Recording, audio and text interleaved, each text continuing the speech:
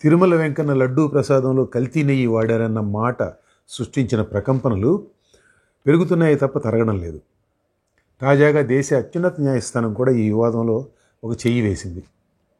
ధర్మాసనం వ్యాఖ్యలు వైసీపీ నేతలకు శ్రవణానందంగా వినిపించాయి.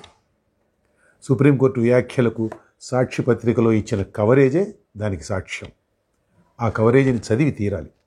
సరే, దాన్ని అలా ఉంచుదాం. కల్తీ నెయ్యి వాడనప్పుడు లడ్డూ తయారీలో అపచారం ఎక్కడ జరిగింది అన్న ప్రశ్న, ముందు వచ్చిన ట్యాంకర్లలో నెయ్యి వాడారు కాబట్టి కల్తీ జరిగినట్లేనన్న వాదన జనం ముందున్నాయి. ఈ మీమాంస తేల్చడం మన పని కాదు. ఆ పని చేయడానికి చంద్రబాబు ప్రభుత్వం వేసిన సిట్ ఒకటి ఉంది.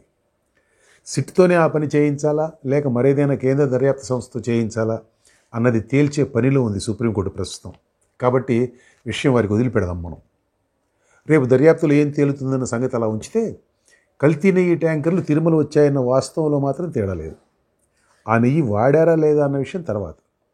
ఇది ఇంత పెద్ద వివాదం కావడానికి, దీనిపై ఇంత చర్చ జరగడానికి కారణం కల్తీ తీవ్రత కాదు, కల్తీ సందర్భం.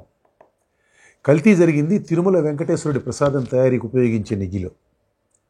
దేశంలోని హిందువులకు చాలా గట్టి సెంటిమెంట్తో ముడిపడిన వ్యవహారం ఇది. సందర్భం ఇలాంటి మతపరమైన సెంటిమెంట్ కాబట్టి ఈ కల్తీ ఇంత పెద్ద వివాదంగా మారింది. కల్తీ సందర్భం వేరే అయినట్లయితే దినపత్రికల్లో చిన్న సింగిల్ కాలం వార్తకు పరిమితం అయ్యేది. కల్తీ కారణంగా ఒకవేళ మరణాలుంటే మరి కాస్త పెద్ద వార్త. మరీ పెద్ద సంఘటన అయితే రెండో రోజు ఒక ఫాలోఅప్ కథనం, తర్వాత మామూలే. తిరుమల కల్తీ వివాదాన్ని పలచన చేసేందుకు నేను ఈ మాటలు చెప్పడం లేదు. దైవాన్ని నమ్మేవారిలో చాలామంది ఆ దైవానికి అపచారం జరిగిందన్న మాటకు తీవ్రంగానే స్పందిస్తారు. ఎవరి సెంటిమెంట్ వారిది. దాన్ని నేను తప్పుపడడం లేదు. దేవుడు దిగి వస్తే తప్ప కల్తీ అనే దుర్మార్గంపై చర్చ జరగదా అన్నది నా ప్రశ్న. ఇది కూడా ఎక్కువ రోజులు నడవదు. ఈ చర్చ కూడా జనం త్వరగానే మరిచిపోతారు. తర్వాత వారి దృష్టిని ఆకర్షించే వివాదం మరొకటేదో వస్తుంది. కల్తీ అనేది భారతీయుల జీవితంలో విడదీయని భాగం. దాని గురించి సీరియస్గా పట్టించుకునే పనే ఉంది. ఇలాంటి దైవాపచారాలు జరిగితే తప్ప. కల్తీ అనేది భారతీయుల రక్తంలోనే ఉంది అన్నట్లు మన దగ్గర రక్తం కూడా కల్తీ చేస్తారు. 7 ఏళ్ల క్రితం హైదరాబాద్లోనే ఒక ఆసుపత్రిలో కల్తీ రక్తం పట్టుకున్నారు, గుర్తుందా? తినే ఆహార ధాన్యాలు కల్తీ, పప్పులు కల్తీ, తాగే కాఫీ కల్తీ, తేయాకు కల్తీ, వంట నూనె కల్తీ, కారం కల్తీ, పసుపు కల్తీ. అది ఇదనే ఉంది. ఇంట్లో వంటకు వాడే సమస్త దినుసులు కల్తీనే. కల్తీ లేని తేనె సంపాదించాలంటే మన తల ప్రాణం తోక్కొస్తుంది. కెమికల్స్ వాడడం ద్వారా పళ్ళు కల్తీ, పెట్రోల్ కల్తీ, డీజిల్ కల్తీ, ప్రాణాలు కాపాడే మందులు కల్తీ.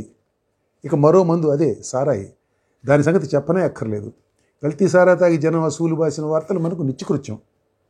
పసిపిల్లలు తాగే పాలు కల్తీ.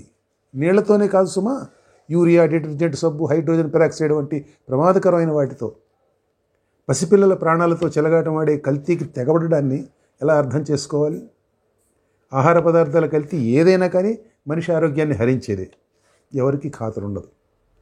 కల్తీ పట్ల సమాజంలో అవగాహన పెరిగే కొద్దీ సూత్రధారులు కల్తీని కొత్త పొంతలు తొక్కిస్తారు. పేదలైతే అసలు కల్తీ గురించి ఆలోచించనే లేరు. బతుకు పోరాటం చేస్తారా, కల్తీ గురించి ఆలోచిస్తారా? భారత సమాజం ఎందుకు కల్తీని ఉపేక్షిస్తున్నది? దశాబ్దాలుగా రకరకాల కల్తీలు నిరాటంకంగా కొనసాగుతున్నాయంటే కల్తీని దేశం ఉపేక్షిస్తున్నట్లు కాదు. చట్టాలు, శిక్షలు ఉన్నాయి, లేకపోలేదు. కానీ కల్తీ నేరాలకు జైలుకు వెళ్ళడమే తక్కువ. చట్టాలు డెటరెంట్గా, అంటే నేరానికి పాల్పడకుండా నిరోధించే చర్యలుగా, మెజర్స్గా పెద్దగా పనికిరావడం లేదు. ఎక్కడుంది తేడా? అవినీతిని ఉపేక్షించడంలో ఉంది తేడా. దేశంలో డబ్బు పిచ్చి రాజ్యం వెళ్ళడంలో ఉంది తేడా. డబ్బు సంపాదన తప్పని చెప్పడం లేదు నేను. దానికి ఎన్ని అక్రమ మార్గాలు పట్టినా సమాజం ఉపేక్షించడంలో తేడా ఉందని చెబుతున్నాను. సమాజంలో ధనానికి ఎనలేని గౌరవం దక్కుతున్నది. ఆ ధనం సంపాదించేందుకు అవలంబించిన మార్గాలతో ఎవరికీ నిమిత్తం లేదు. అక్కడుంది అసలు తేడా. పసిపిల్లల ప్రాణాలతో చెలగాటమాడే కల్తీని ఉపేక్షిస్తామా? దేవుడి ప్రసాదంలో కల్తీ జరిగితే మాత్రం అది జాతీయ సమస్య స్థాయికి వెళుతుందా? నెయ్యి కల్తీని జాతీయ సమస్య స్థాయికి తీసుకువెళ్ళడాన్ని నేను ప్రశ్నించడం లేదు. పిల్లల ప్రాణాలు హరించే పాల కల్తీని ఆ స్థాయికి తీసుకువెళ్ళకపోవడాన్ని ప్రశ్నిస్తున్నాను. దేవుడి ప్రతిరూపాలు కదా పసిపిల్లలు.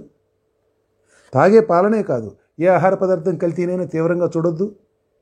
దైవం మానుష రూపేణ అన్నారు కదా. ఆ మనిషి ఆరోగ్యానికి, ప్రాణాలకి విలువ లేదా?